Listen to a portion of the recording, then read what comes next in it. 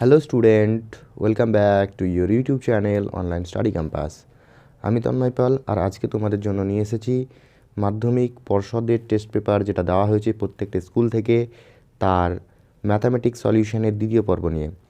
আজকের ভিডিওতে আমরা 376 পেজ যেটা আছে দেখতে পাচ্ছ তোমরা, 376 পেজের নিচের দিকে নতুন একটা পেজ আছে অঙ্কের, সেই পেজটা নিয়ে আলোচনা করতে চলেছি।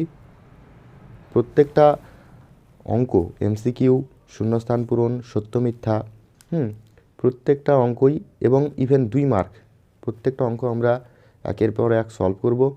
ঠিক আছে? তো কিভাবে তোমরা যদি নিজে পারো এগুলো করতে তো নিজে অবশ্যই করবে, আর যদি নিজে অসুবিধা হয় তাহলে এই ভিডিওগুলোর সাহায্য অবশ্যই নেবে। ঠিক আছে? এবং আমি জানি না এই ভিডিওগুলো মাধ্যমিকের কতগুলো স্টুডেন্টের কাছে গিয়ে পৌঁছাবে, তার কারণ বেশিরভাগ আমি যেহেতু 11-12-এরই ক্লাস করাই বেশিরভাগ ক্ষেত্রে, সেহেতু আমার চ্যানেলের বেশিরভাগ সাবস্ক্রাইবারই 11-12-এর আছে। তো তোমাদের কাছে এইটা রিকোয়েস্ট যে এই ধরনের ভিডিওগুলো তোমাদের আশেপাশে যারা ক্লাস 10 এবার মাধ্যমিক দিবে তো তাদের মধ্যে অবশ্যই শেয়ার করে দাও, তাহলে তারা উপকৃত হতে পারবে। ঠিক আছে? তো আর কথা না বাড়িয়ে এখনই আমরা ভিডিওটা শুরু করি। প্রথমকার কোশ্চেনটা দেখো, আছে ax² + bx + c = 0, a ≠ 0 সমীকরণের বীজদ্বয় বাস্তব ও অসমান হলে b² - 4ac এর মান হবে। তো এই অঙ্কটা এর আগের যে পেজটা করা হয়েছিল সেইখানেও ছিল। ঠিক আছে? এবং সেখানে খুব ডিটেলসে আলোচনা করে দেওয়া হয়েছে প্রত্যেকটা এর মান কত হলে বাস্তব অসমান হয় বা অবাস্তব অসমান হয়, সব কিছু আলোচনা করা হয়েছে। তো তোমরা যদি ওই ডিটেলসটা জানতে চাও তাহলে অবশ্যই আগের ভিডিওটা দেখো, যার লিঙ্ক আমি ডেসক্রিপশনে এবং আই বাটনে দিয়ে রাখবো, সেখান থেকে দেখে নাও। আর এখানে যে উত্তরটা হবে সেটা হচ্ছে > 0। ঠিক আছে? তারপরের কোয়েশ্চেন বলেছে কি, x% সরল সুদের হারে কোনো মূলধন x বছরের সুদ x টাকা হলে মূলধনের পরিমাণ কত? তো এটা কীভাবে করতে হবে চলো দেখে নেওয়া যাক। তো কোয়েশ্চেনে তোমাকে পিটা বের করতে হবে, আর দেওয়া আছে x%, ঠিক আছে? তারপরে টিও দেওয়া আছে x বছর, আর আয়ও দেওয়া আছে কত x টাকা, এইগুলো সব দেওয়া আছে, তোমাকে পি বের করতে হবে। তো তোমরা পি এর ডাইরেক্ট যে সূত্রটা, সেই ডাইরেক্ট সূত্রটা ইউজ করবে। আমরা জানি কি জানি, পি এর ডাইরেক্ট সূত্র সবাই আশা করি জানো, পি = 100I/RT, এটা হচ্ছে ডাইরেক্ট সূত্র। ঠিক আছে? তো এখানে পি এর মানগুলো তুমি আই, টি, আর এগুলোর মান বসাও। 100 থাকলো, আই এর মান x, আর এর মানও x এবং টি এর মানও x। ঠিক আছে? সব মানগুলো বসিয়ে দেখো একটা করে x কেটে যাচ্ছে, তাহলে এখানে আমার পি এর যে ভ্যালুটা দাঁড়াচ্ছে সেটা হচ্ছে 100/x। তাহলে তুমি পেয়ে গেলে মূলধনটা কত, মূলধনটা হচ্ছে 100/x টাকা। তো যেটা কিনা তোমরা অপশন কততে পাচ্ছ দেখে নাও, অপশনটা আমরা দেখে নিচ্ছি। 100/x কততে আছে? অপশন সিতে আছে। ঠিক আছে? তারপরের কোয়েশ্চেনটা দিয়েছে দেখো, 3 দাগের কোয়েশ্চেনটা, এক ব্যক্তি ব্যাংকে 100 টাকা জমা রেখে 2 বছর পর সমূল চক্রবৃদ্ধি পেলেন 121 টাকা। ব্যাংকের সুদের হার কত, চক্রবৃদ্ধি সুদের হার কত? তো এটা কিভাবে করতে হবে দেখে নেওয়া যাক। তো এখানে তোমরা দেখতে পেলে যে পিটা বলে দিয়েছে ক টাকা, 100 টাকা। ঠিক আছে? আর সমূল চক্রবৃদ্ধি অর্থাৎ সুদ আসলটাও বলা আছে, তো সেটা আমি পরে লিখছি। আরটা তোমাকে বের করতে হবে, তাই না? আর সময়টা কত বলেছে, এনটা বলেছে 2 বছর, এন বলা আছে 2 বছর। তাহলে তুমি যদি একবারে ডাইরেক্ট বাই কন্ডিশন করো, যেহেতু এমসিকিউ, তাহলে বাই কন্ডিশন ডাইরেক্ট করতে পারো। তাহলে 100 টাকার 2 বছরের r% সরল সুদের হারে চক্রবৃদ্ধি সুদ কত, সমূল চক্রবৃদ্ধি কত হবে? 100 × 1 + r/100^2, এটা হবে সমূল চক্রবৃদ্ধি। এবং কোশ্চেনে সমূল চক্রবৃদ্ধি বলা আছে কত, 121। এখান থেকে তোমাকে আর এর মানটা বের করতে হবে খুব সহজে, যেহেতু ছোট অঙ্ক তাই এইভাবেই করবে। ঠিক আছে? কোনো সমস্যা নেই। তাহলে এখানে 1 + r/100 তার স্কোয়ার = কত হবে? 121/100, তাই নয় কি? এবার এটাকে 11/10 স্কোয়ার আকারে তুমি লিখতে পারো। ঠিক আছে? তারপরে কি করবে, এখানে দেখো a² আর a² তুলে দাও, তাহলে 1 + r/100 = 11/10 হয়ে গেল।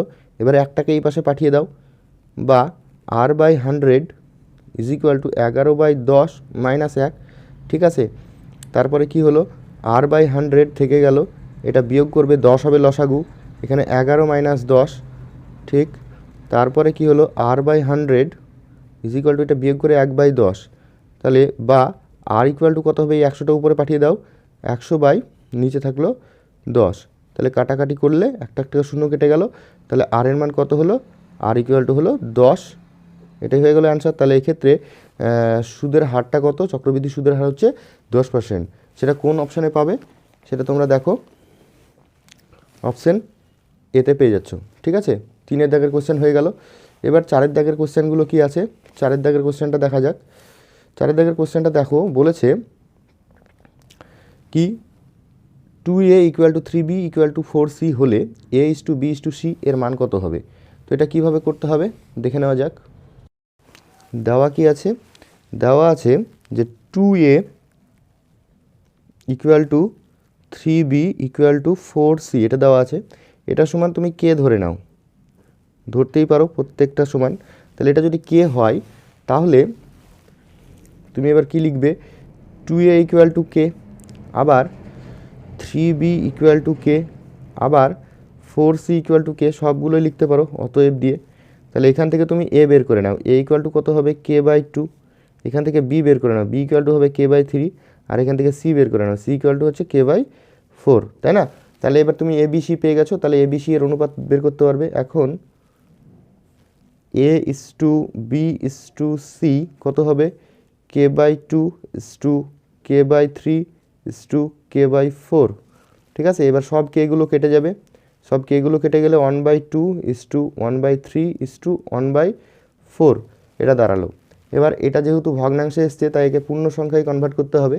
পূর্ণ সংখ্যায় কনভার্ট করা আমি আগের দিন শিখিয়েছিলাম। কি করতে হবে, এই নিচে যে সংখ্যাগুলো আছে তাদের সবারই লসাগু নিয়ে নিতে হবে। এবং আমি দেখতে পাচ্ছি এই 2 6 2 3 আর 4 এদের লসাগু হবে 12, তাই দিয়ে ওই 12 দিয়ে প্রত্যেকটাকে গুণ করতে হবে। তাহলে 12/2 হলো, তারপরে 12/3 হলো এখানে, আর এখানে হবে 12/4। এবার এটা কাটাকাটি যদি করো তাহলে এখানে কত হচ্ছে, 6 দুনি 12, এখানে 3 4 12, এখানেও 3 4 12, তাহলে 6:4:3 এটা হয়ে গেল তোমার অ্যান্সার। যেটা কোন অপশানে আছে তোমরা দেখো, অপশান ডিতে কিন্তু তুমি অপশানটা পেয়ে যাচ্ছ 6:4:3, ঠিক আছে। তারপরের কোশ্চেন কি আছে, তারপরের কোশ্চেন বলেছে একটি ঘনকের পার্শ্বতলের ক্ষেত্রফল 256 বর্গমিটার, ঘনকটির আয়তন কত হবে। তো এটা কীভাবে করব দেখে নেওয়া যাক। প্রথমে তুমি ধরে নাও, ধরি ঘনকের বাহুর দৈর্ঘ্য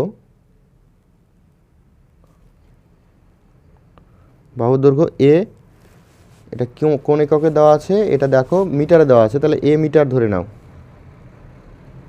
এ মিটার হচ্ছে ঘনকের বাহুর দৈর্ঘ্য।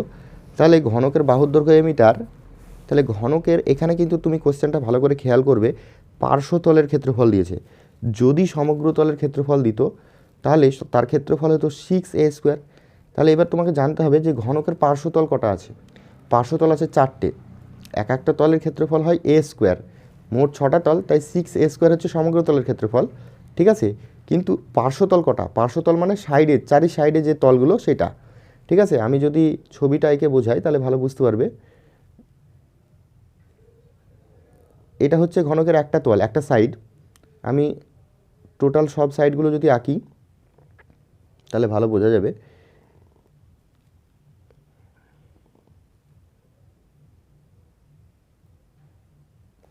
এটা একটা মোটামুটি ঘনক হলো, পুরোপুরি অ্যাকুরেট না হলেও ঘনক হয়েছে, ঠিক আছে। পার্শ্বতল বলছে এই যে এই সাইডের যে তলগুলো, ঠিক আছে। পার্শ্বতল বলতে গেলে এই ওপরের তলটা আর নিচের তলটা, এই দুটো বাদ দিয়ে বাকি যে সাইডের যে তলটা আছে, সাইডে এ একটা টোটাল 4টে তল হচ্ছে তোমার পার্শ্বতল এখানে বোঝাচ্ছে, ঠিক আছে। এই যে এই তলটা, তারপরে এই তলটা, এগুলো সব সাইডে। তাহলে ওপরের যে তলটা পড়ে থাকলো এই তলটা বাদ, আর এই নিচের এই তলটা বাদ, এই দুটো তল বাদ দিয়ে বাকি যে চারি সাইডে 4টে তল আছে সেইগুলো হচ্ছে পার্শ্বতল। এবং প্রত্যেকটা বাহুর দৈর্ঘ্য যদি এ করে তাহলে প্রত্যেকটা বাহুর ক্ষেত্রফল কত হবে, a²। তাহলে পার্শ্বতলের ক্ষেত্রফল কত হবে, অতএব ঘনকের পার্শ্বতলের ক্ষেত্রফল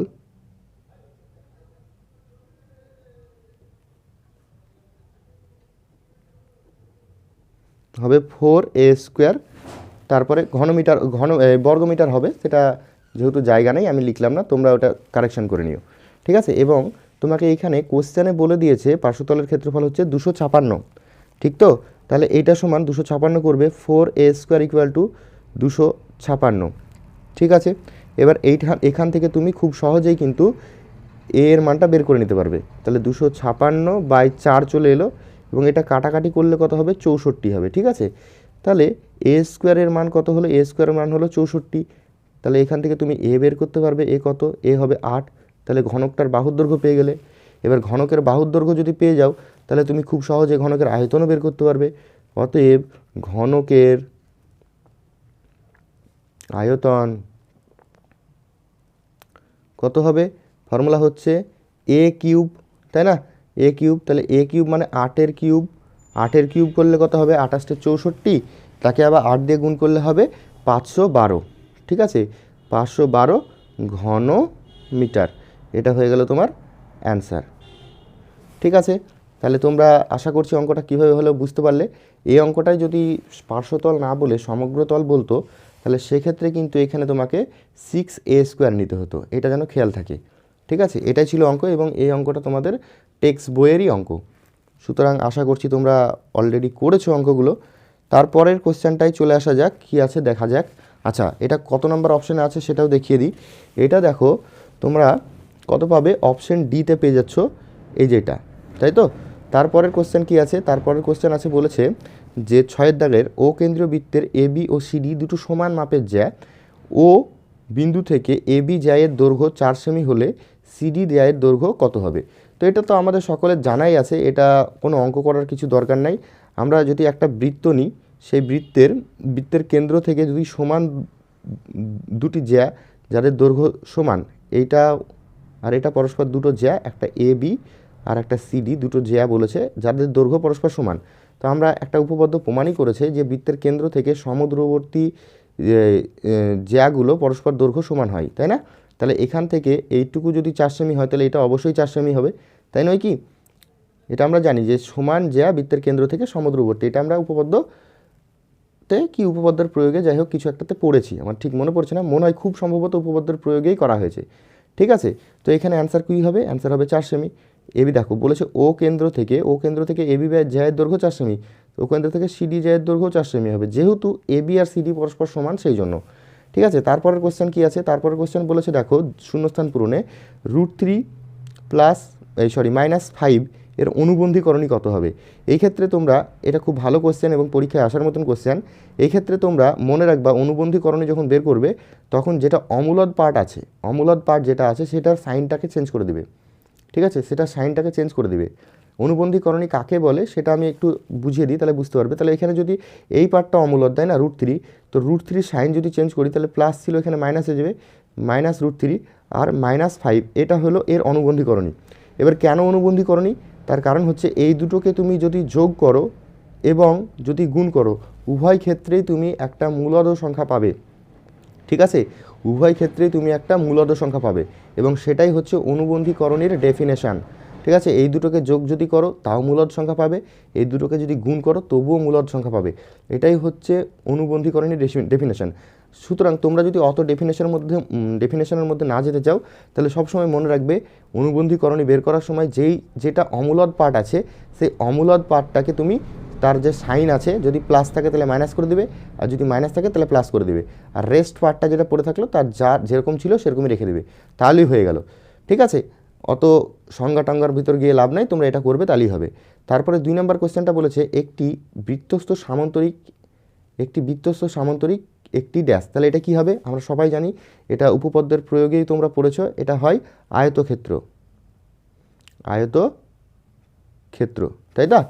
আচ্ছা, 3 দাগের কোশ্চেনটা দেখছো, একটি চোঙের তল সংখ্যা x, প্রান্তিকের সংখ্যা y এবং শীর্ষবিন্দুর সংখ্যা z হলে x + y + z এর মান কত?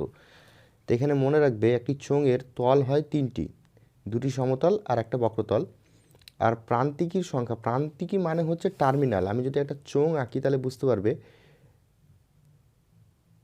এইরকম একটা চোঙ হয়তো, এর কটা টার্মিনাল আছে?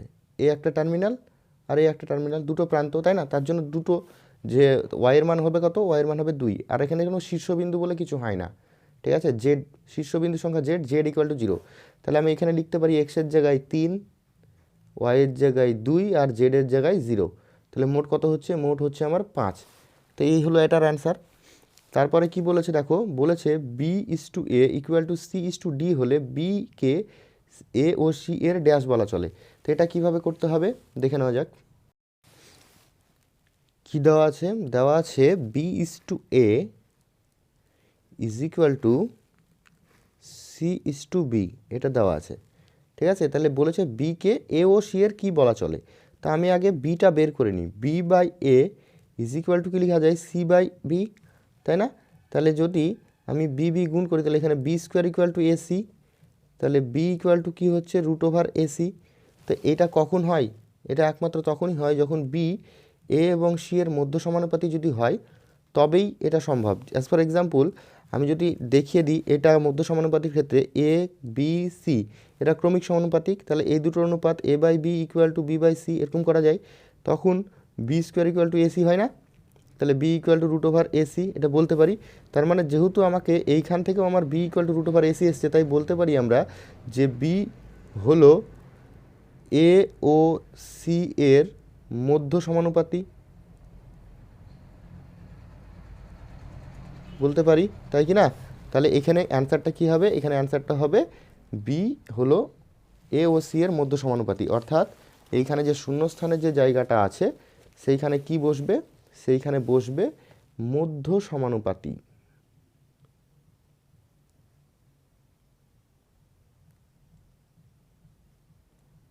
ঠিক আছে, ওটা মুছে গেল, ঠিক করে নিও। তারপরে কোশ্চেনে কি বলেছে দেখো, 6 মাস অন্তর দাও, 6 মাস অন্তর সুদ আসলের সঙ্গে যুক্ত হলে বার্ষিক 8% সরল সুদের হারে 3000 টাকা 1 বছরের চক্রবৃদ্ধি সুদ কত হবে, এটা বের করতে হবে। তো খুব ভালো অঙ্ক, চলো এটা করি। অঙ্কটার ক্ষেত্রে সুদের পর্ব কত, 6 মাস, তাই না। তাহলে বছরে কবার আসে 6 মাস, সুদের পর্ব হচ্ছে 2টি, তাই না, 1 বছরে 2টি সুদের পর্ব হয়, ঠিক আছে। আর এখানে মোট মূলধন পি তোমাকে বলে দিয়েছে কত, পি বলে দিয়েছে 3000 টাকা, এনটা বলা আছে কত 1 বছর, ঠিক আছে, এনটা বলা আছে 1 বছর। আর কি বলা আছে, আর বলা আছে, আর বলা আছে 8%। তাহলে আমাকে প্রথম যেটা বের করতে হবে সেটা হচ্ছে যে 1 বছরের সমূল চক্রবৃদ্ধি বের করে নিতে হবে। তাহলে 1 বছরের সমূল চক্রবৃদ্ধি, এটা বের করে নেওয়ার পর সেখান থেকে আমাকে চক্রবৃদ্ধি সুদটা বের করতে গেলে এই 3000টা বিয়োগ করে দিতে হবে। তো সমূল চক্রবৃদ্ধির ফর্মুলা হচ্ছে P into 1 plus R/100 to the power n, এটা হয়, তাই না। কিন্তু এটা কখন হয়, এটা যদি 1 বছর হয় সুদের পর্ব, তার মানে যদি 1 বছরের পরে যদি সুদটা আসলের সঙ্গে যুক্ত হয় তবে, কিন্তু এখানে 6 মাস অন্তর সুদ আসলের সঙ্গে যুক্ত হচ্ছে, সেই জন্য এই 8টাকে আমরা সুদের পর্ব দিয়ে ভাগ করি, আর এইখানে যে এন আসে সেই এনটাকে সুদের পর্ব দিয়ে গুণ করি, এটা আমাদের সকলের জানা বিষয়। তাহলে কি হলো, এখানে দেখো 3000 তো থাকলোই, ঠিক আছে, তার সেখানে এখানে 1 প্লাস এটা কাটাকাটি করে কত হবে, 4 দুগুণে 8, তাহলে ওপরে 4 আর নিচে 100 এটা থাকলো, আর এটা গুণ করে হবে 2, ঠিক আছে। এবার আমরা কি করব, এটাকে একটু ক্যালকুলেট করব, তাই না। তাহলে এখানে থাকলো 3000, তার সঙ্গে এটা যদি ক্যালকুলেট করি তাহলে ওপরে হবে 104, নিচে হবে 100। এবার স্কোয়ার আছে তাই এটাকে আমি কবার লিখব, দুবার লিখে দেব, ঠিক আছে। এবার শূন্যগুলো কাটো, 3টে শূন্য কাটলাম ওপরের, নিচেরও 3টে শূন্য কাটলাম, ঠিক আছে। দিয়ে এটা যদি আমি উপরেরগুলো সব গুণ করে 10 দিয়ে ভাগ করি তাহলে আমার কত অ্যান্সার আসছে, এগুলো গুণ করার পর আমার অ্যান্সার আসছে 3244.8 টাকা, এটা হলো আমার সমূল চক্রবৃদ্ধি, ঠিক আছে। এবার এখান থেকে আমাকে যদি চক্রবৃদ্ধি সুদটা বের করতে হয় তাহলে কি করব, চক্রবৃদ্ধি সুদ সমান এইটা থেকে 3000টা বিয়োগ করে দেব, তাই নয় কি, তাহলে আমার অ্যান্সার হয়ে যাবে 3000 বিয়োগ করে দিলাম, অর্থাৎ সমূল চক্রবৃদ্ধি থেকে আসলটা বিয়োগ করে দিলাম, তাহলে কত দাঁড়ালো 244.8 টাকা, এটাই হলো আমার চক্রবৃদ্ধি সুদ। তো এই ছিল এই অঙ্কটা। তারপরের কোশ্চেনটা কি আছে, পরের কোশ্চেনটা দেখো। পরের কোশ্চেনটা বলেছে যে দ্বিঘাত সমীকরণের দুটি বিজয়ী 3 সেই সমীকরণটি হলো। তো এটা তো খুবই সোজা বের করা, এখানেই করে দিচ্ছি। এখানে কি করতে হবে, প্রথমে এক্স স্কোয়ার লিখতে হয়, তারপরে মাইনাস দিয়ে বীজ দুটোর যোগফল, তাহলে দুটো বীজই যেহেতু 3 তাহলে 3 + 3, তার সঙ্গে একটা এক্স থাকে, তারপর যোগ দিয়ে দুটো বীজের গুণফল, তাহলে 3 × 3, এটা গুণ করার পর কত হলো, এটা গুণ করে যেটা হবে সেটা শূন্য করে দিতে হবে সমান করে, তাহলে এটা ক্যালকুলেট করে যেটা হবে সেটাই আমার অ্যান্সার। তাহলে এখানে এক্স স্কোয়ার থাকলো, আর এটা যোগ করে হচ্ছে 6, তাহলে -6x, আর এটা গুণ করে হচ্ছে 9 = 0। তাহলে x² - 6x + 9 = 0, এটাই হলো তোমার এই অঙ্কটার উত্তর। ঠিক আছে, এবার চলে আসি আমরা সত্য মিথ্যার দিকে। সত্য মিথ্যায় কি আছে দেখো, একের দাগের কোশ্চেনটা আছে যে সুদের পর্ব 6 মাসের পরিবর্তে 1 বছর হলে চক্রবৃদ্ধি সুদের পরিমাণ বৃদ্ধি পায়। তো এটা কি সত্য হবে না মিথ্যা হবে? দেখো, যত বেশি সুদ, যত তাড়াতাড়ি সুদটা আসলের সঙ্গে যুক্ত হবে, একটু মনে রাখবে সুদের পর্ব 6 মাস মানে হচ্ছে 6 মাস পরে তুমি যে টাকাটা ধার নিলে 6 মাস পরে সেই টাকার যে সুদটা হলো সেটা আসলের সঙ্গে যুক্ত হয়ে পরবর্তী সময়ের জন্য আসল হিসাবে কাজ করবে। এবার যদি 6 মাসের পরিবর্তে 1 বছর পর সেই জিনিসটা ঘটে, তাহলে নিশ্চয়ই আমার চক্রবৃদ্ধি সুদটা কমে যাবে, তাই না? 6 মাসে দেখো, 1 বছরে যেখানে দুবার যুক্ত হচ্ছিল সেখানে 1 বছরে একবার যুক্ত হবে, তার মানে নিশ্চয়ই চক্রবৃদ্ধি সুদের পরিমাণটা কমবে, কিন্তু এখানে বলেছে বৃদ্ধি পাবে, সেই জন্য এটা হলো ফলস। ঠিক আছে, তাহলে এটা কি হলো, এটা হলো ফলস। তারপরের কোশ্চেনটা কি বলেছে, আর একক ব্যাস বিশিষ্ট একটি কাঠের গোলক, আর একক ব্যাস বিশিষ্ট একটি কাঠের গোলক থেকে সর্ববৃহৎ যে ঘনকটি তৈরি করা যাবে তার কর্ণের দৈর্ঘ্য হবে 2r। তো এটা কি, এটা নিশ্চয়ই দেখো এখানে ব্যাস বিশিষ্ট বলেছে, একটু ভালো করে যদি আমি করি, এটা ধরো একটা গোলক, ঠিক আছে, যার ব্যাসটা হচ্ছে r। তো এখান থেকে যে সবচেয়ে বড় যে ঘনকটা কেটে নেওয়া যাবে সেটা কি হবে, সেটা এরকম মোটামুটি হবে, তাই না, এরকম হবে। এবং সেই ক্ষেত্রে এই যে ব্যাসটা, সেই ব্যাসটা কি হচ্ছে, এই ব্যাসটা হচ্ছে এর কর্ণের দৈর্ঘ্য। ঠিক তো, আমি একটা সাইড দেখাতে পারছি ছবিতে, ছবিতে তো 3D আঁকা সম্ভব নয়, সেটা হচ্ছে কি, এটা হলো কর্ণ। কিন্তু এইখানে বলেছে আর একক ব্যাস বিশিষ্ট, এবং এখানে দিয়েছে 2r, এটা যদি ব্যাসার্ধ বিশিষ্ট বলতো তাহলে কিন্তু অঙ্কটা ঠিক হতো, কিন্তু এখানে এটা হয়ে যাবে ফলস। ঠিক আছে, এটা হয়ে যাবে ভুল। কি বলেছে, আর একক ব্যাস বিশিষ্ট, তাহলে এইটা গোটাটাই তো আর, তাই না, এবং এটাই অবশ্য কর্ণে হচ্ছে, তাই কি না, কর্ণ হচ্ছে, তাহলে এটা হয়ে গেল ফলস। কিন্তু এখানে 2r যেহেতু বলেছে, অথবা এখানে আর দিতে হতো, না হলে এটা ব্যাসার্ধ দিতে হতো, তাহলে এটা ঠিক হতো, কিন্তু এখানে কি দিয়েছে, 2r দিয়ে দিয়েছে। ঠিক আছে, সেই জন্য এটা হবে ফলস। তারপরের কোশ্চেনটা কি দিয়েছে দেখো, বলেছে ax² - 5x + 3 = 0, দ্বিঘাত সমীকরণের একটি বীজ 1 হলে অন্য বীজটি হবে এত। তো এটা কিভাবে করব দেখে নেওয়া যাক।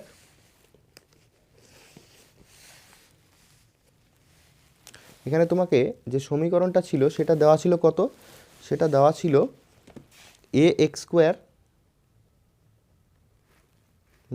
5x + 3 = 0, এই সমীকরণটা দেওয়া আছে, এবং একটি বীজ বলে দিয়েছে 1, তাহলে একটি বীজ কত, একটি বীজ হচ্ছে 1, তাহলে আমরা নিশ্চয়ই এই 1 দ্বারা এই ইকুয়েশনটাকে স্যাটিসফাই করাতে পারবো, তাই না? তাহলে আমি যদি 1 বসিয়ে দিই এই ইকুয়েশনটায়, তাহলে কি হবে, দেয়ারফর a × 1 এর স্কোয়ার -5 × 1 + 3 = 0, এটা করে এখান থেকে আমি খুব সহজে a এর মানটা বের করে নিতে পারবো, -5 + 3 = 0, তাহলে a = কত হচ্ছে, এখানে যোগ করলে হচ্ছে -2, a এর মান হচ্ছে 2, তাই না, a এর মান হয়ে গেল 2, তাহলে এই a এর মানটা আমি এখানে বসিয়ে দেবো। অতএব সমীকরণটি কি হলো, দাঁড়াবে 2x² - 5x + 3 = 0, এটা দাঁড়ালো। এবার তারপরে আর একটা বীজ বলেছে কত, 2/3, তাই না, আর একটা বীজ বলেছে 2/3, যদি 2/3 হয়, বীজটা যদি 2/3 হয়, তাহলে এই এক্সের জায়গাগুলোই যদি আমি 2/3 বসিয়ে দিই, তাহলে সবগুলো ক্যালকুলেট করার পর 0 আসবে, সেটা আসার কথা। তাহলে এখন আমি x = 2/3 বসিয়ে দিচ্ছি, বসিয়ে পাই, এটা যদি করি তাহলে আমার 2/3 বসিয়ে দিয়ে কী করা উচিত, এই যে ডান পক্ষটা আমার 0 আসা উচিত। তাহলে তাই করে দেখি 2 ইন্টু 2/3 তার স্কোয়ার মাইনাস 5 ইন্টু 2/3 প্লাস 3, এটা করে কত আসা উচিত, আমার অ্যান্সারটা 0 আসা উচিত। তো দেখি 0 আসছে কি, 2, এটা করলে কত হবে 4/9, ঠিক আছে, এখানে মাইনাস উপরে 10 নিচে 9, ঠিক আছে, আর এখানে প্লাস 3। তো ক্যালকুলেট করলে কোনো দিনই কিন্তু 0 আসবে না, 9 হবে লসাগু, তাই তো, এখানে হলো 8 মাইনাস 10 প্লাস 3 9 27, তাই তো। এটা করে কিন্তু কখনোই 0 আসছে না, কত আসছে দেখো, এটা হচ্ছে কত, এখান থেকে এটা বাদলে -2, তাহলে উপর হচ্ছে 25/9, this is not equal to 0। তাহলে আমরা যে বলেছে 2/3, এটি কিন্তু এটি প্রদত্ত সমীকরণের বীজ নয়, আমি আর লিখলাম না, এটি প্রদত্ত সমীকরণের বীজ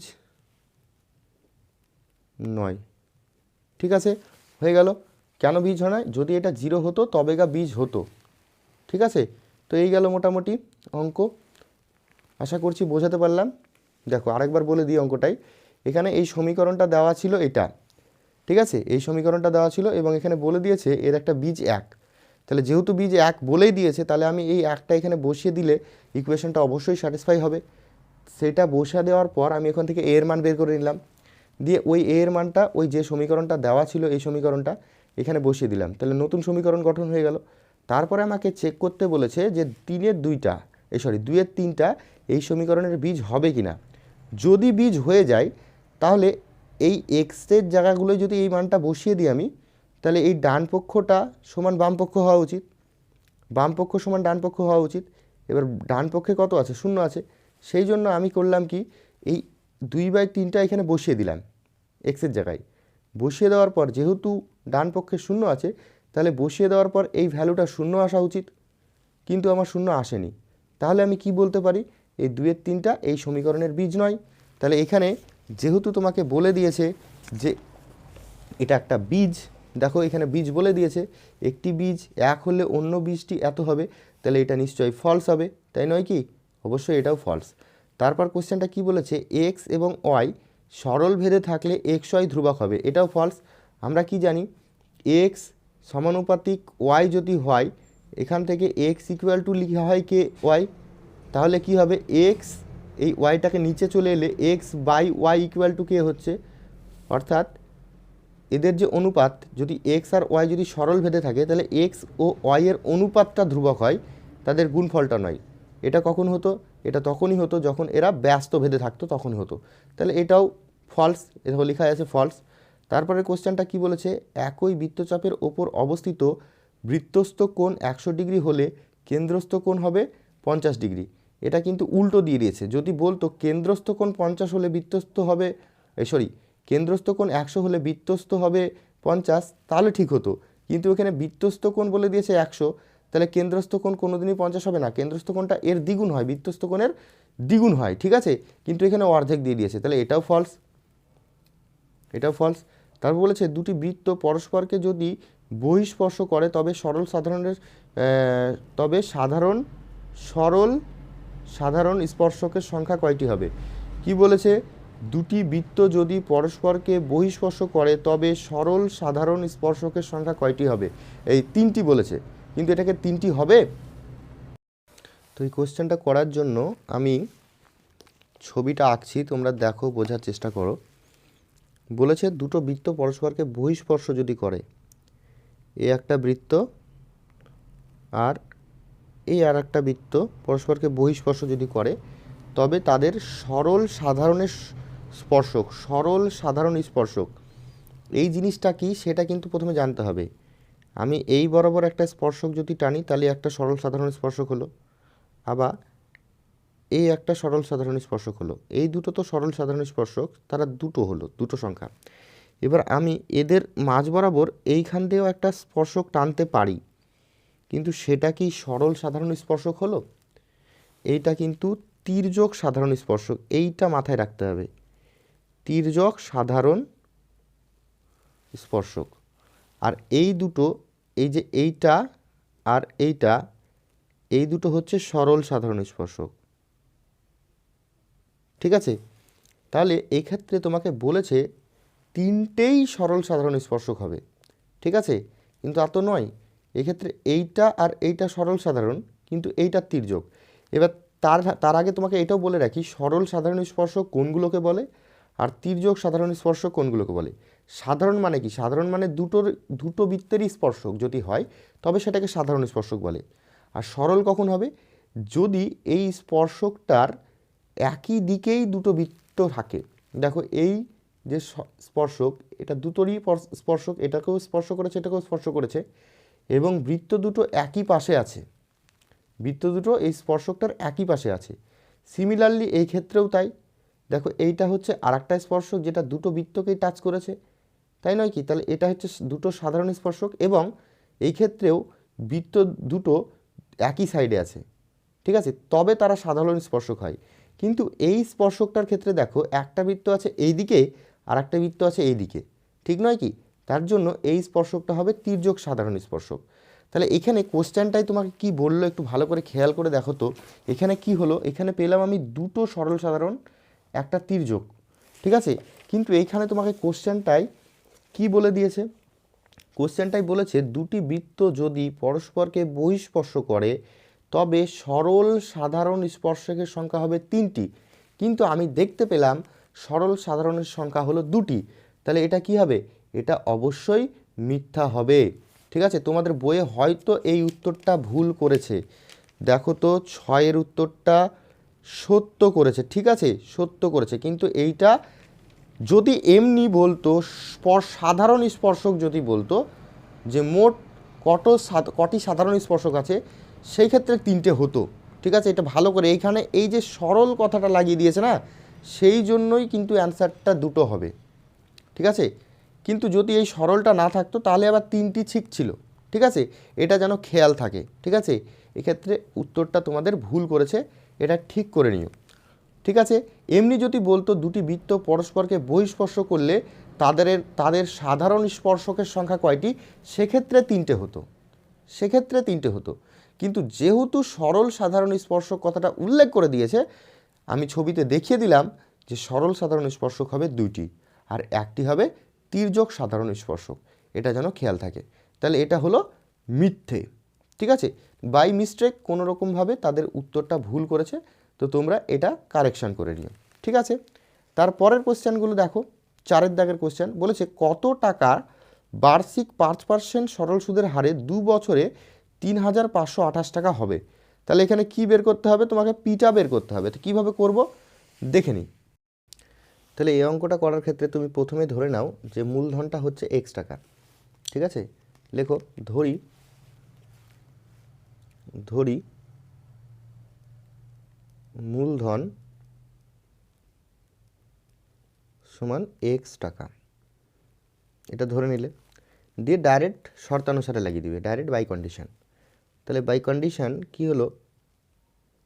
x টাকা কত পার্সেন্ট হারে? 1+, আরটা এখানে বলে দিয়েছে কোশ্চেনে, আরটা কত? আরটা না তো 5%, 5% হারে 2 বছর পর, 2 বছর পর কত দাঁড়িয়েছে? 2 বছর পর দাঁড়িয়েছে 3,528 টাকা, এটা হয়েছে। এখান থেকে আমাকে এক্সের ভ্যালুটা বের করতে হবে। তো খুব সহজেই ক্যালকুলেট করতে পারবে। এটা কত হবে? এটা হবে 105/100, ডবল যেহেতু আছে, স্কোয়ার যেহেতু আছে, তাই দুবার লিখে দিলে। ঠিক আছে, ইজ ইকুয়াল টু হলো 3528। এবার তুমি এখান থেকে এক্সের মানটা বের করে নাও। কিভাবে করবে? এটা উপরে ছিল, রেখে দাও 3528, আর এই নিচের 100গুলো উপরে গুণ হয়ে যাবে। ঠিক আছে, আর নিচে এইগুলো কি হলো? 105গুলো নিচে চলে এলো। তোমরা ইচ্ছে করলে এখানে একবার কাটাকাটি করে নিতে পারতে এই জায়গাটাতে, কিন্তু আমি কি করলাম, এক জায়গাতেই একবারই কাটাকাটি করব বলে কাটাকাটিটা করিনি। এবার আমি এগুলোকে কাটছি। দেখো, এটাকে কাটলাম কয় দিয়ে? না, 5 দিয়ে। 5 20 100। এটাকেও কাটলাম 5 দিয়ে, তাহলে 5 21 105। একইভাবে এটাকেও কাটলাম 20 দিয়ে, 5 20 100, 5 দিয়ে কাটছি। এটাকে 5 21 105। ঠিক আছে, এইবার কি করবে? এইগুলো তোমাকে ডাইরেক্ট 21 দিয়ে কেটে যাবে। ঠিক আছে, দেখে নিচ্ছি আমি একবার কাটছে কি না। এক কাজ করো, তুমি তো 7 দিয়ে কাটতে পারছোই, 7 দিয়ে কাটো প্রথমে। 3 7 21, আর এটাকে 7 দিয়ে কাটলে 5 7 35, 0 4 7 28। ঠিক আছে, এইবার এটা দেখো আবার কয় দিয়ে কাটছে, আবার 3 দিয়ে কাটবে, আবার 21 দিয়ে কাটবে কি, 21 দিয়ে দেখে নিচ্ছি, দাঁড়াও, সরি এখানে 4 হবে, 4 7 28। ঠিক আছে, এবার এটা যদি তুমি আবার কাটো 3 দিয়ে, তো 3 দিয়েও কাটছে, 3 দিয়ে কাটলে কত হবে, 3 একে 3, তারপর এখানে 2 চলে গেল, 3 6 18, তারপর এখানে চলে গেল কত, 2 3 8 24। ঠিক আছে, তারপরে এবার এটাকে আবার কি 21 দিয়ে কাটা যাবে, 21 দিয়ে,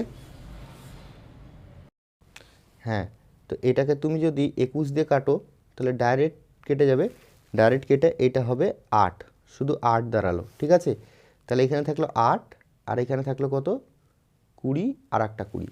তাহলে এক্সের ভ্যালু আমার দাঁড়ালো কত, এক্সের ভ্যালু দাঁড়ালো x equal to 8 into 20 into 20। ঠিক আছে, এবার এগুলো তুমি সব গুণ করে দাও, তাহলেই হয়ে যাবে।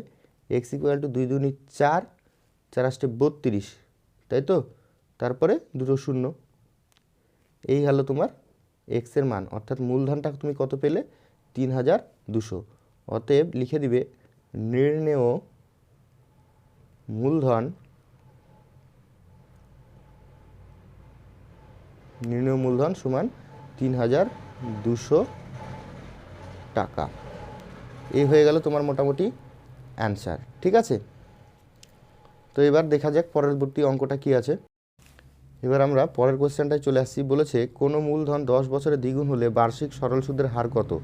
তো এই কোশ্চেনটা আমি আগের যে পেজটা আছে 373, ঠিক আছে, এই পেজের করিয়ে দিয়েছি। তো এই কোশ্চেনটা সেই জন্য সলভ করা হচ্ছে না, তোমরা আগের পেজটা দেখে নিও, তাহলেই কিন্তু এই কোশ্চেনটা তোমরা পেয়ে যাবে, সেখানে সলভ করা আছে। বরং তোমাদেরকে একবার সেই পেজটা খুলে দেখিয়েও দিচ্ছি আমি।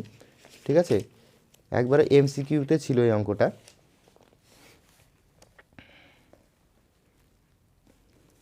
এই দেখো এমসিকিউতে না, শূন্যস্থান পূরণে ছিল। দেখো কোনো মূলধন 10 বছরে দ্বিগুণ হলে বার্ষিক সুদের হার কত। ঠিক এই অঙ্কটাই কিন্তু এইখানেও দিয়েছে, এটা 2 নম্বরে দিয়েছে, তাই না, এটা দিয়েছে 2 নম্বরে, কোনো মূলধন 10 বছরে দ্বিগুণ হলে বার্ষিক সুদের হার কত। সুতরাং তোমরা এই কোশ্চেনটা ওখানে আগের পেজে সলভ করা হয়েছে, সেখান থেকে তোমরা দেখে নিও। তারপরের কোশ্চেনটা কি বলেছে, 3-এর দাগের বলেছে K X square plus 2k plus 3k equal K X square plus 2x plus 3k equal to 0 সমীকরণের বীজদ্বয়ের সমষ্টি ও গুণফল সমান হলে কে এর মান কত। তো এই কোশ্চেনটা খুব ভালো কোশ্চেন, কীভাবে করতে হবে দেখে নাও। এক্ষেত্রে যে সমীকরণটা দেওয়া আছে সেটা হচ্ছে তোমার K X square plus 2x plus 3 K equal to 0, তাই না। এখানে তোমাকে বলে দিয়েছে কোশ্চেনটাই যে কি, যে যোগফল alpha plus beta is equal to গুণফল আলফা বিটা হবে বলে দিয়েছে। তো তোমরা সকলে জানো যোগফল মানে কি হয়, B by minus B by A, তাই না। তাহলে ফর্মুলা হচ্ছে -2, এ হচ্ছে এখানে কে বসিয়ে দিলে, ইজ ইকুয়াল টু গুণফল হয় কত, সি বাই এ। তো সি এখানে কত, সি হচ্ছে 3k, আর এ হচ্ছে কত, কে। ঠিক আছে, কে কে কেটে গেল। এবার তোমরা কি করবে, কোনাকুনি গুণ করে দাও, 3k ইকুয়াল টু হলো -2, তাহলে কে এর মান হচ্ছে কত, -2/3। ঠিক আছে, তো এই ছিল অঙ্ক। এবার আমরা কে এর মানটা পেয়ে গেলাম। ঠিক আছে, কত হলো কে এর মান, -2/3। এবার আমরা পরবর্তী দাগের কোশ্চেনে চলে যাই। পরবর্তী কোশ্চেনটা তোমরা দেখো 4-এর দাগের বলেছে একটি প্রকৃত ভগ্নাংশ ও অনন্যকের অন্তর 9/20 হলে সমীকরণটি লিখি। তো এটাও কীভাবে করতে হবে দেখে নিই। তো ধরে নাও তুমি একটা প্রকৃত ভগ্নাংশ এক্স, ধরি একটি প্রকৃত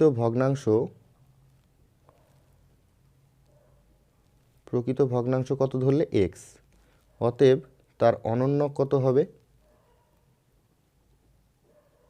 অনন্যক হবে অবশ্যই 1/x। এবং এই কোশ্চেন অনুযায়ী বলেছে প্রকৃত ভগ্নাংশ ও তার অনন্যকের অন্তরফলটা হবে 9/20। তাহলে শর্তটা কি হলো, x minus 1/x is equal two 9/20 এটা বলে দিয়েছে। এবং এখানে আমাকে কিন্তু সমাধান করতে হবে না, জাস্ট সমীকরণটা বের করতে হবে। তাহলে আমি সমীকরণটা এবার করি। এখানে এক্সটা লসাগু করলাম, তাহলে এখানে হলো x square minus 1 is equal two 9/20। এবার কোনাকুনি গুণ করে দাও, দিয়ে একটু সাজিয়ে দাও, তাহলে অ্যান্সার হয়ে গেল। তাহলে এখানে যদি গুণ করি, এদিকটা গুণ করছি 20x square minus 20 is equal two 9x। ঠিক আছে, এবার এই 9xটাকে এই পাশে নিয়ে চলে আসবো। 20x square minus 9x minus 20 equal to 0।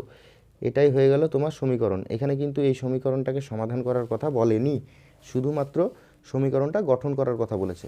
তো আমার গঠন করা হয়ে গেল। এবার পরবর্তী কোশ্চেনে চলে আসি। পরবর্তী কোশ্চেনটা বলেছে, দেখো বলেছে 12 সেমি এবং 4 সেমি ব্যাসার্ধ বিশিষ্ট দুটি বৃত্তের একটি সরল সাধারণ স্পর্শকের দৈর্ঘ্য 15 সেমি। বৃত্ত দুটির কেন্দ্রদ্বয়ের মধ্যে দূরত্ব কত? তো এটা খুব ভালো কোশ্চেন, খুব খুব খুব ইম্পর্টেন্ট কোশ্চেন।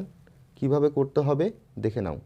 এখানে হচ্ছে এটা একটা বৃত্ত যার কেন্দ্র ও, এটা আর একটা বৃত্ত যার কেন্দ্র ও ড্যাশ। ঠিক আছে, এটার ব্যাসার্ধ হচ্ছে 4 সেমি, এইটুকু 4 সেমি, আর এটার ব্যাসার্ধ 12 সেমি। আমি কি করেছি, ও ড্যাশের সমান্তরাল করে একটা সরল রেখা এখানে টেনেছি, যেটা ওকে সি বিন্দুতে ছেদ করেছে। তাহলে এইটুকু যদি 4 সেমি হয়, এটাও 4 সেমি হবে। আর বৃত্তের এখানে যে দুটো স্পর্শক টেনেছে, সেই স্পর্শকটা হচ্ছে 15 সেমি। ঠিক আছে, এবার এটা যদি 4 সেমি হয়, তাহলে রেস্ট পড়ে থাকলো এইটুকু 8 সেমি। ঠিক আছে, এবার আমরা দেখতে পাচ্ছি এই যে ত্রিভুজটা এ সি বি, এই ত্রিভুজটা একটা সমকোণী ত্রিভুজ। তার কারণ আমরা জানি এইটা হচ্ছে 90 ডিগ্রি। কেন 90 ডিগ্রি হলো? তার কারণ বৃত্তের স্পর্শক আর ব্যাসার্ধ সবসময় লম্ব হয়।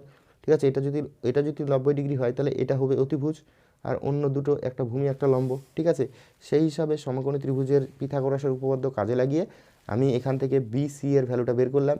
বিসি বের করতে পারা মানেই আমার ও ড্যাশ বের করা। ঠিক আছে, তাই এখানে আমি পেয়ে গেলাম কি, বিসি এর ভ্যালু 17 ক্যালকুলেশন করার পর। তাহলে বিসি এর ভ্যালু যদি 17 হয়, তাহলে বৃত্ত কেন্দ্র দুটোর দৈর্ঘ্য হবে 17। ঠিক আছে, এবার আমরা পরবর্তী দাগের কোশ্চেনে চলে আসি। পরবর্তী দাগের কোশ্চেন দেখো, এটা হলো আমাদের 5এরটা, তাই না? 6এর কোশ্চেনটা কি বলেছে, এ বি সি কেন্দ্র বিশিষ্ট তিনটি বৃত্ত পরস্পরকে বহিঃস্পর্শ করে যদি এ বি ইকুয়াল টু 5 সেমি, বিসি ইকুয়াল টু 7 সেমি এবং এ সি ইকুয়াল টু 6 সেমি হয়, তবে এ কেন্দ্রীয় বৃত্তের ব্যাসার্ধের দৈর্ঘ্য কত হবে? তো খুব ভালো কোশ্চেন, কীভাবে করতে হবে দেখে নিই। তো এখানে কোশ্চেনটাই তোমাকে বলেছে যে তিনটে বৃত্ত পরস্পরকে বহিঃস্পর্শ করেছে। তা আমি যদি ছবিটা আঁকি, এ একটা বৃত্ত পরস্পরকে বহিঃস্পর্শ করলো, দুটো হলো, আর আরেকটা বৃত্ত দুটোকেই টাচ করবে এইভাবে। ঠিক আছে, তিনটে বৃত্ত পরস্পরকে বহিঃস্পর্শ করা হলো। ঠিক আছে, এটা হচ্ছে এ কেন্দ্রীয় বৃত্ত, এটা বি কেন্দ্রীয় বৃত্ত, আর এটা হচ্ছে সি কেন্দ্রীয় বৃত্ত।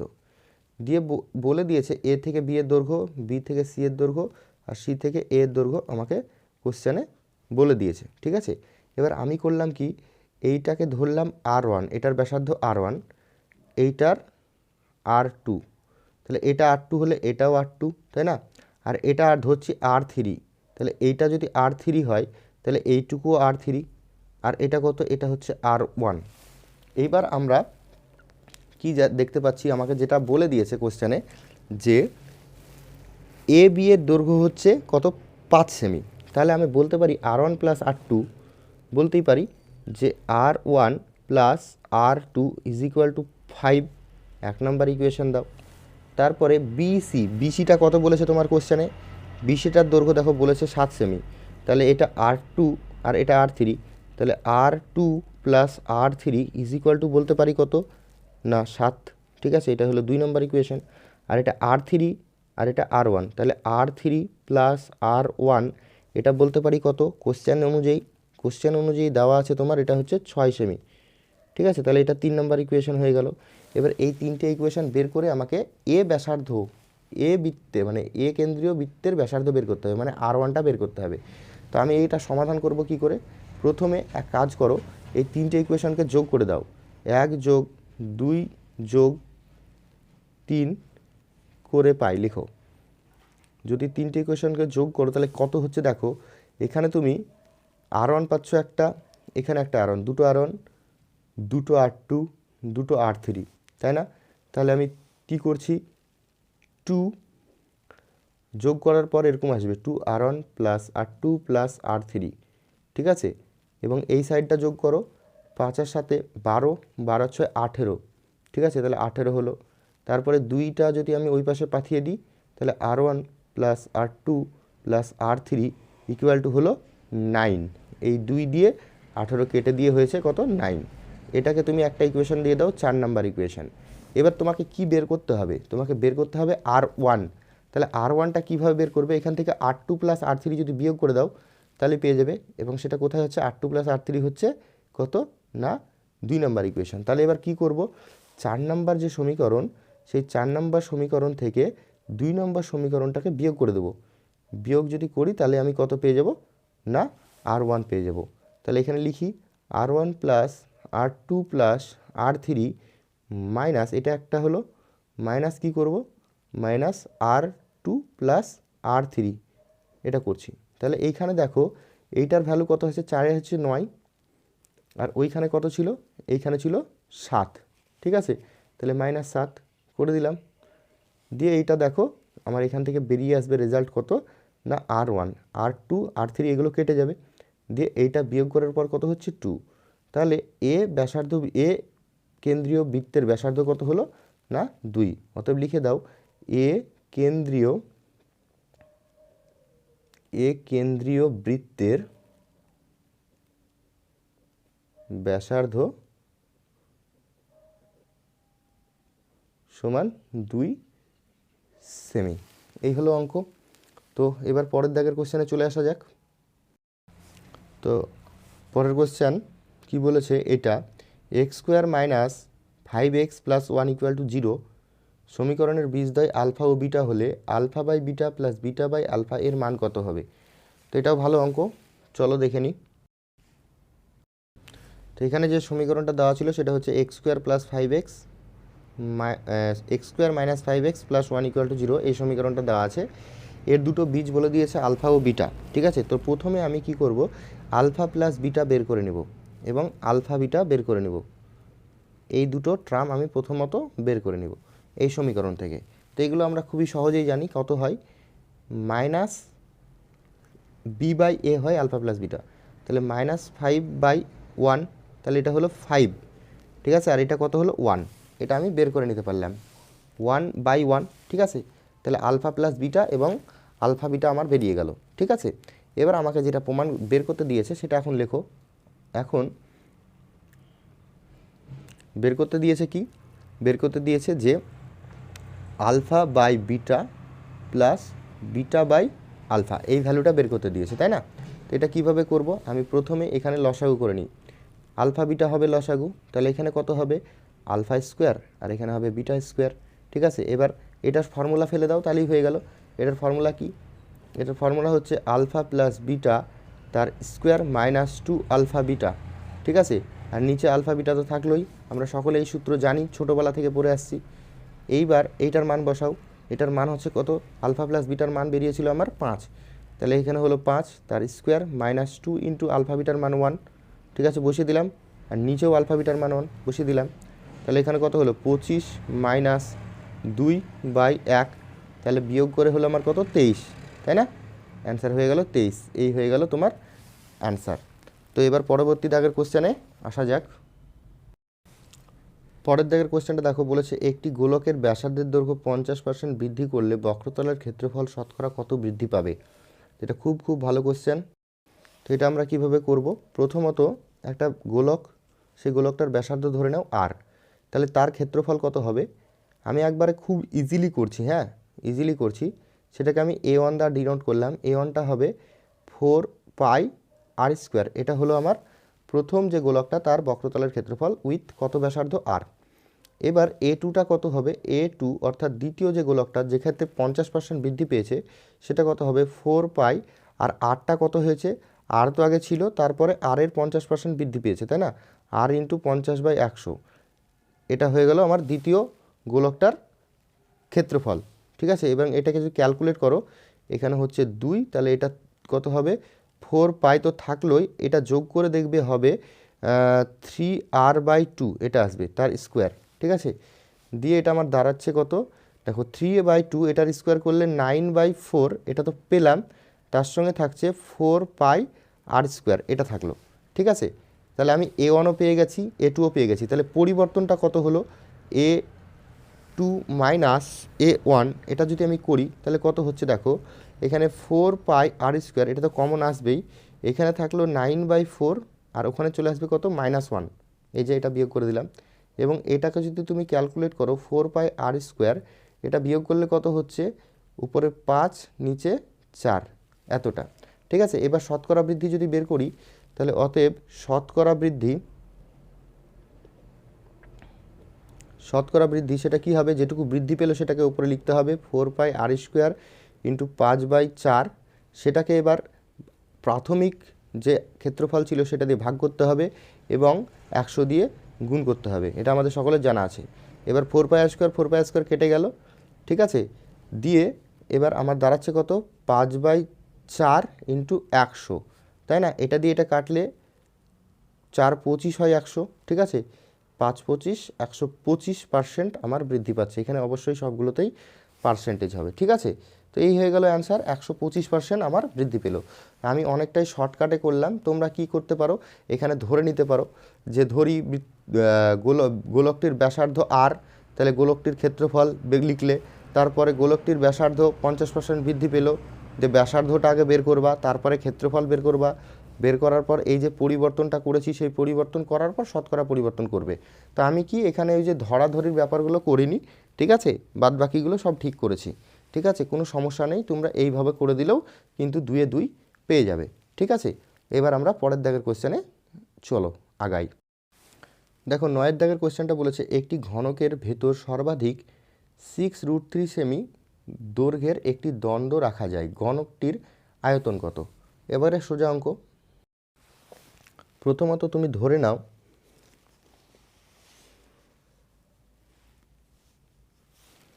ধরি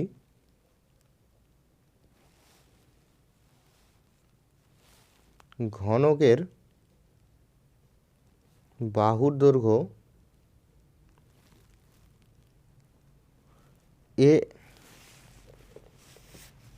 কিসে আছে অ্যান্সারটা, সেমিতে, এ সেমি, ঠিক আছে, ঘনকের বাহুর দৈর্ঘ্য পেয়ে গেলে এ সেমি।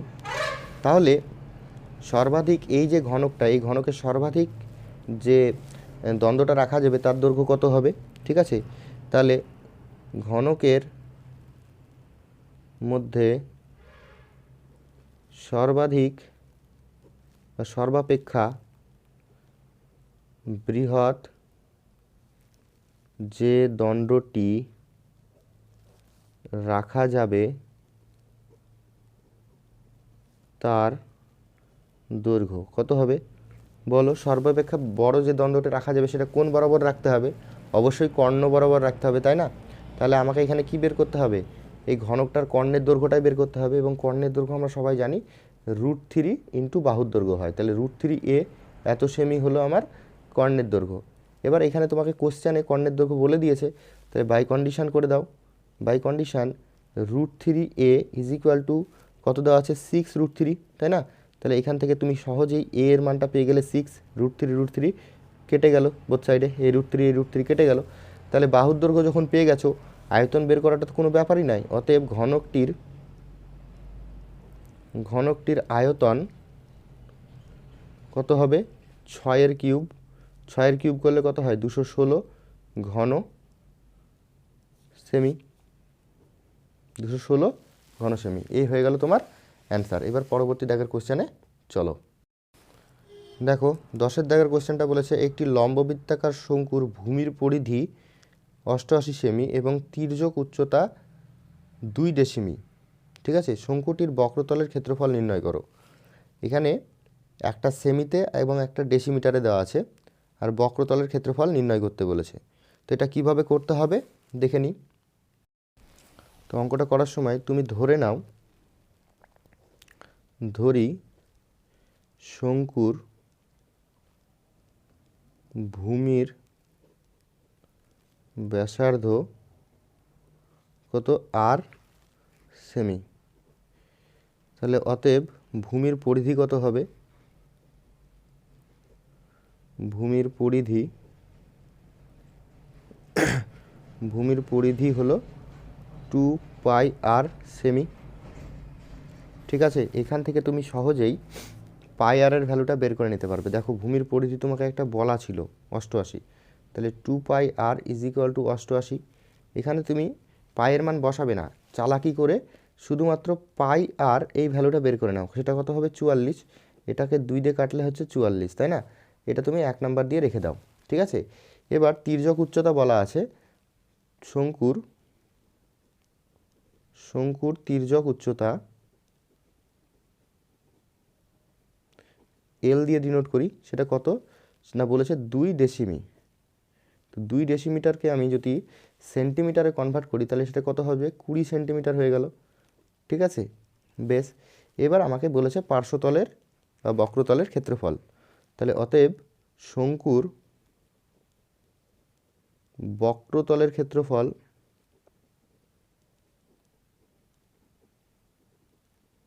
কত হয়? ফর্মুলা হচ্ছে পাই আর এল, তাই না? তো এবার পাই আর এর মান তুমি জানো এখানে কত? 44। তো ডাইরেক্ট বসিয়ে দাও 44, আর এল এর মান হচ্ছে 20। ঠিক আছে, গুণ করলে হচ্ছে 880 বর্গ সেমি। এই হয়ে গেল তোমার অ্যান্সার। ঠিক আছে, তো এখানে যদি তুমি পাইয়ের মান আবার বসিয়ে ক্যালকুলেট করে আর এর মান বের করতে, তাহলে অঙ্কটা একটু কঠিন হতো। সেই জন্য আগের থেকে আমি পাই আর এর মানটাই বের করে রাখলাম। ঠিক আছে, পাই আর এর মানটাই বের করে রাখলাম। তুমি যদি বসিয়ে করতে ক্যালকুলেট, তাতে কোনো আপত্তি নাই, করতেই পারো, কিন্তু সেই ক্ষেত্রে অঙ্কটা বড় হবে। সেই জন্য আমি একবারে পাই আর এই ভ্যালুটা 44 হবে সেটা বের করে রাখলাম, যেখানে যার জন্য আমি এই পাই আর এর মানটা এখানে বসিয়ে দিলাম। আর এল এর মানটা দেওয়াই ছিল, বসিয়ে দেওয়ার পর এটা হয়ে গেল, অনেক সহজে হলো। আর যদি এটা ক্যালকুলেট করতে তাহলে আর একটু কঠিন হতো, তাই না? এবার পরবর্তী দাগের কোশ্চেনে আসা যাক। কি বলেছে? একটি লম্ববৃত্তাকার চোঙের উচ্চতা 14 সেমি এবং পার্শ্বতলের ক্ষেত্রফল 264 বর্গ সেমি। চোঙটির আয়তন কত? তো খুব ভালো কোশ্চেন, দেখা নেওয়া যাক কীভাবে করা হয়। তো এই অঙ্কটা সলভ করার ক্ষেত্রে আমি প্রথমেই ধরি চোঙটির ব্যাসার্ধ, ভূমির ব্যাসার্ধ কত ধরবো? আর সেমি। চোঙটির উচ্চতা তোমাকে এখানে দেওয়া আছে কোশ্চেনে, সেটা কত? সেটা হচ্ছে 14 সেমি, এটা তোমার দেওয়াই ছিল। এবং চোঙটির কি দেওয়া ছিল? পার্শ্বতলের ক্ষেত্রফল। চোঙটির পার্শ্বতলের ক্ষেত্রফল এটা কোশ্চেনে বলা আছে, সেটা কত? 264 বর্গ সেমি। ঠিক আছে, এইগুলো আমি লিখে নিলাম। এবার আমি ফর্মুলা দিয়ে চোঙের পার্শ্বতলের ক্ষেত্রফল বের করতে পারি। তাহলে ডাইরেক্টলি বাই কন্ডিশন করে দিলাম, পার্শ্বতলের ক্ষেত্রফল হয় 2π আর এইচ। ঠিক আছে, ইজ ইকুয়াল টু, তাহলে এটা লিখতে পারি। এবার এখানে মান বসাবো আমি, 2 থাকলো, পায়ের মান 22/7 বসালাম, আরটা জানি না রাখলাম, এইচের মান কত? 14, তাই না? Is equal two 264। এটা বসিয়ে দেওয়ার পর এখান থেকে আমি দেখো এইটা দিয়ে এটা যদি কাটি, 7 2 14 হয়, 2 হলো। তাহলে 2 2 আর 22 গুণ করলে কত হয়? 2 2 4 88। 88 আর ইকুয়াল টু হলো আমার 264। এখান থেকে খুব সহজেই কিন্তু আমি আরটা ক্যালকুলেট করতে পারবো, 264/88। এটা কয় দিয়ে যাচ্ছে বলো তো? এটা যাচ্ছে, এটা তুমি ডাইরেক্টলি 3 দিয়ে কেটে দাও, তাহলে আর এর মান পেয়ে গেলে কত? আর এর মান পেয়ে গেলে 3। ঠিক আছে, তুমি যেহেতু আরও পেয়ে গেছো এবং উচ্চতাও জানো 14 সেমি, তাহলে এবার আয়তন খুব সহজেই বের করতে পারবে। অতএব চোঙটির আয়তন কত হয়? ফর্মুলা হয় পাই আর স্কোয়ার এইচ, তাই তো? মান বসাও, ক্যালকুলেট করো, হয়ে যাবে। পায়ের মান 22/7, আর তো এখানে 3, তাহলে 3 × 3 দুবার লিখলে এইচের মান 14, তাই তো? এটা দিয়ে এটা কাটলে 7 2 14। ঠিক আছে, তাহলে থাকছে কত? 2 22 এবং 3 × 3, তাহলে হচ্ছে 44। 44 × 9, তাই না? 44 × 9 করলেই হয়ে গেল। তো 44 × 9 করে আমার অ্যান্সারটা আসছে 396 ঘন সেমি। ঠিক আছে, এটাই হয়ে গেল তোমার অ্যান্সার। তো এবার পরবর্তী দাগের যে কোশ্চেনটা আছে সেটাতে আসা যাক। পরের দাগের কোশ্চেনটা বলেছে দেখো, যদি এক্স ইকুয়াল টু 3+2√3 হয়, 3+2√2 হয়, তবে এক্স প্লাস 1/x-এর মান কত হবে? তো এটা বের করে নিই। তো এখানে এক্সের মান দেওয়া ছিল কত? 3+2√2। আমি প্রথমত 1/x বের করে নেব। তাহলে 1/x করতে গেলে 3+2√2 এটা নিচে চলে এলো। এবার এটাকেই আমাকে কি করতে হবে? করণ নিরসন করে নিতে হবে। তাহলে 3-2√2 দিয়ে উপর নিচ গুণ করব। 3+2√2 থাকলেও তাকে 3-2√2 দিয়ে গুণ করে দিলাম উপর নিচ, ঠিক আছে। এবার গুণ করলে কি আসছে? উপরে তো এটাই থেকে গেল, 3-2√2 এটাই থেকে গেল। আর এটা দেখো a + b × a - b এই ফরম্যাটে চলে আসছে। তাহলে a² - b² লিখতে পারি। 3-এর স্কোয়ার করলে হয় 9, আর 2√2-র স্কোয়ার করলে কত হয়? দেখো 2 দুনি 4, আর √2 উঠে গিয়ে 8, তাই না? এটা হলো। তাহলে নিচে হয়ে গেল আমার কত? 1। তার মানে আমি লিখতে পারি 3-2√2, এটা লিখতে পারি। তাহলে আমার এক্সের মান আসলো কত? এক্সের মান আসলো 3+2√2, আর 1/x-এর মান আসলো 3-2√2, ঠিক আছে। তাহলে এবার আমাকে যেটা বের করতে দিয়েছে এক্স প্লাস 1/x, এই ভ্যালুটা আমি খুব সহজেই বের করতে পারবো। এটার মান হচ্ছে 3+2√2, আর এটার মান হচ্ছে 3-2√2। এবার এটা কেটে গিয়ে আমার অ্যান্সারটা দাঁড়ালো কত? না 6, ঠিক আছে। তো এই ছিল মোটামুটি আজকের যে পেজটা আমরা করছি 376 পেজ, সেই 376 পেজের সমস্ত শর্ট কোশ্চেনগুলোর সমাধান। এই পেজ বা আগের ভিডিওতেও আমি বলেছি, যদি বড় অঙ্কের কোনো অঙ্কের সমস্যা হয়ে থাকে তাহলে অবশ্যই তোমরা আমাদের এই ভিডিওর কমেন্ট বক্সে জানাও। আমি চেষ্টা করব তোমাদের জন্য সেপারেট কোনো ভিডিওতে তোমাদের যত প্রবলেমগুলো হচ্ছে বড় অঙ্কের ক্ষেত্রে সেগুলো সলভ করে দেওয়া। তো আজকে এই পর্যন্তই থাকলো। সকলে ভালো থাকবে, সুস্থ থাকবে, এটাই কামনা করি। এবং অবশ্যই তোমরা তোমাদের বেস্টটা দিয়ে তোমাদের প্রিপারেশনটা চালিয়ে যাও, যাতে করে তোমরা মাধ্যমিক পরীক্ষায় খুব সুন্দর ফল করতে পারো, এটাই কামনা। তো সকলে ভালো থাকবে, সুস্থ থাকবে।